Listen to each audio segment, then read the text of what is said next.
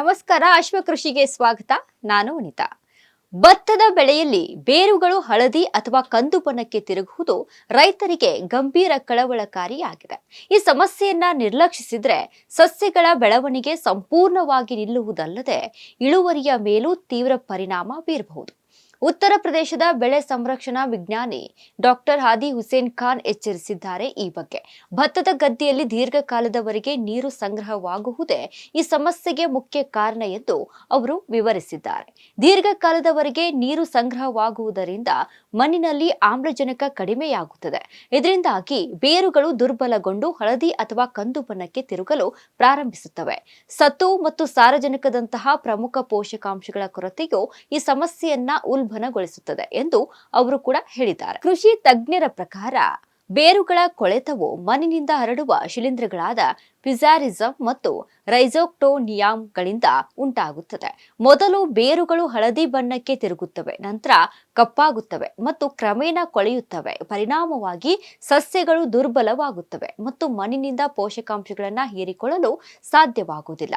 ಈ ಪರಿಸ್ಥಿತಿ ಮುಂದುವರೆದರೆ ಎಲೆಗಳು ಸಹ ಹಳದಿ ಬಣ್ಣಕ್ಕೆ ತಿರುಗುತ್ತವೆ ಮತ್ತು ಸಸ್ಯಗಳ ಬೆಳವಣಿಗೆ ಸಂಪೂರ್ಣವಾಗಿ ನಿಲ್ಲುತ್ತದೆ ಎಂದು ಅವರು ಎಚ್ಚರಿಸಿದ್ದಾರೆ. ಈ ಸಮಸ್ಯೆ ಕಾಣಿಸಿಕೊಂಡ ತಕ್ಷಣ ರೈತರು ಹೊಲದಲ್ಲಿ ನೀರು ನಿಲ್ಲದಂತೆ ತಡೆಯಲು ಕ್ರಮಗಳನ್ನು ತೆಗೆದುಕೊಳ್ಳಬೇಕು ಎಂದು ತಜ್ಞರು ಸೂಚಿಸಿದ್ದಾರೆ. ಕೆಲವು ದಿನಗಳವರೆಗೆ ಹೊಲದಿಂದ ನೀರನ್ನ ಸಂಪೂರ್ಣವಾಗಿ ಹೊರಹಾಕೋದ್ರಿಂದ ಮಣ್ಣಿನಲ್ಲಿ ಗಾಳಿಯ ಪ್ರಸರಣ ಹೆಚ್ಚಾಗುತ್ತದೆ ಮತ್ತು ಬೇರುಗಳು ಅಗತ್ಯವಾದ ಆಮ್ಲಜನಕವನ್ನ ಪಡೆಯುತ್ತವೆ.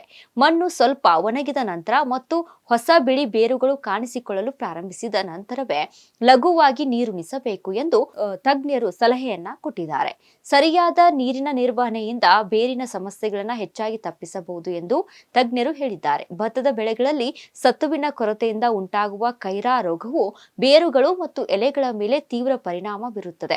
ಈ ಸಮಸ್ಯೆಯನ್ನ ತಪ್ಪಿಸಲು ಬಿತ್ತನೆ ಅಥವಾ ನಾಟಿ ಮಾಡುವ ಸಮಯದಲ್ಲಿ ಎಕರೆಗೆ 10 ರಿಂದ 12 ಕೆಜಿ ಸತು ಸಲ್ಫೇಟ್ ಅನ್ನ ಹಾಕಲು ಸೂಚಿಸಿರುವಂತಹ ತಜ್ಞರು ಇನ್ನು ಸಾರಜನಕ ಮತ್ತು ಪೊಟ್ಯಾಸಿಯಂ ರಸಗೊಬ್ಬರಗಳನ್ನ ಸಮತೋಲಿತ ಪ್ರಮಾಣದಲ್ಲಿ ಹಾಕುವುದರಿಂದ ಬೇರಿನ ಬೆಳೆಗಳಿಗೆ ಸುಧಾರಿಸುತ್ತವೆ ಮತ್ತು ಹಳದಿ ಬಣ್ಣಕ್ಕೆ ತಿರುಗುವ ಅಪಾಯವನ್ನ ಕಡಿಮೆ ಮಾಡುತ್ತವೆ ಎಂದು ತಜ್ಞರು ಸಲಹೆಯನ್ನ ನೀಡಿದ್ದಾರೆ.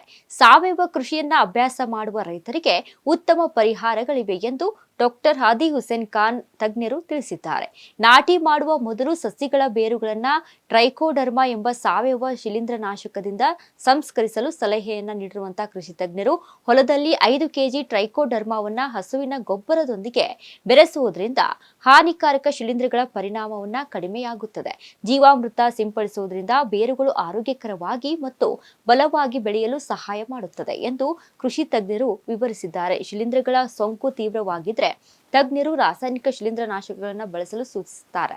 ಇನ್ನು ಪ್ರತಿ ಲೀಟರ್ ನೀರಿಗೆ 2 ಗ್ರಾಂ ಕಾರ್ಬೆಂಡಜಿಯಂ ಪ್ಲಸ್ ಮ್ಯಾಂಕೋಜೆಟ್ ಅಥವಾ ಹೆಕ್ಸಾಕೋನಲ್ ಜೋನ್ ಅನ್ನ ಭತ್ತದ ಗಿಡಗಳ ಬೇರುಗಳಿಗೆ ಸಿಂಪಡಿಸಬೇಕು ಎಂದು ತಜ್ಞರು ತಿಳಿಸಿದ್ದಾರೆ. ಅಗತ್ಯವಿದ್ರೆ ಕಾಪರ್ ಆಕ್ಸಿಕ್ಲೋರೈಡ್ ಅನ್ನ ನೆನೆಸುವ ಮೂಲಕ ಬೇರು ಕೊಳೆತವನ್ನ ನಿಯಂತ್ರಿಸಬಹುದು. ಇನ್ನು ಔಷಧಿಗಳನ್ನ ಸಿಂಪಡಿಸುವಾಗ ಹೊಲದಲ್ಲಿ ಸಾಕಷ್ಟು ತೇವಾಂಶವಿದೆ ಎಂದು ಖಚಿತಪಡಿಸಿಕೊಳ್ಳಲು ಸಹ ಸಲಹೆ ನೀಡಿದ್ದಾರೆ. ಬೇರು ರೋಗಗಳನ್ನ ತಡೆಗಟ್ಟುವಲ್ಲಿ ಬೆಳೆ ಸರದಿ ಪ್ರಮುಖ ಪಾತ್ರ ವಹಿಸುತ್ತದೆ ಎಂದು ಡಾಕ್ಟರ್ ಹಾದಿ ಹುಸೇನ್ ಖಾನ್ ತಜ್ಞರು ಹೇಳಿರುವಂತದ್ದು. ಒಂದೇ ಹೊಲದಲ್ಲಿ ಕೇವಲ ಭತ್ತವನ್ನ ಮಾತ್ರ ಬೆಳೆಯುವ ಬದಲು ಬೆಳೆಗಳನ್ನ ಪರ್ಯಾಯವಾಗಿ ಬಳಸುವುದರಿಂದ ಮಣ್ಣಿನಲ್ಲಿ ರೋಗಕಾರಕ ಶಿಲೀಂಧ್ರಗಳು ಮತ್ತು ಕೀಟಗಳ ಸಂಖ್ಯೆ ಕಡಿಮೆಯಾಗುತ್ತದೆ.